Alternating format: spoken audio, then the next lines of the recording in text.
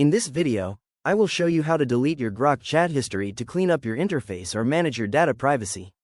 Let's get started by opening a browser tab.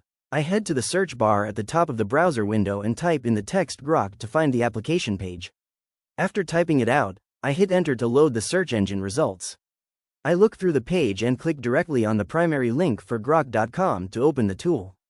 Once the interface loads fully, I navigate over to the bottom left corner of the screen where my user profile icon is located. I click on this profile button to open up the account control options.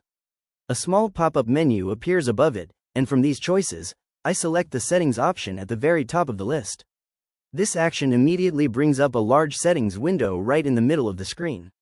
On the left side navigation panel of this window, I click on the option labeled Data Controls to view my privacy and history preferences. The main panel updates to show my data control settings. From here, I scroll all the way down to the bottom of the section to locate the permanent history management options. I see a list of delete preferences near the bottom edge. I click on the delete button positioned directly to the right of the delete all conversation setting. The text on the button quickly updates to a confirmation message asking "Are you sure?" I confirm my choice by clicking on the red delete button one more time. The settings menu closes automatically, and the application refreshes back to the main search page, completely wiping out the previous conversation histories. To demonstrate that the clear action worked, I can test the platform with a new prompt.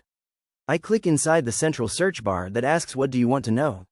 I type out the sentence "List 15 interesting facts about the human brain" to form a clean request. I finish typing the query and click on the black arrow button on the right to submit it. Grok immediately processes the text, performs a live web search for relevant facts, and generates a structured list of information right on the page. I scroll down the conversation to see the fresh results.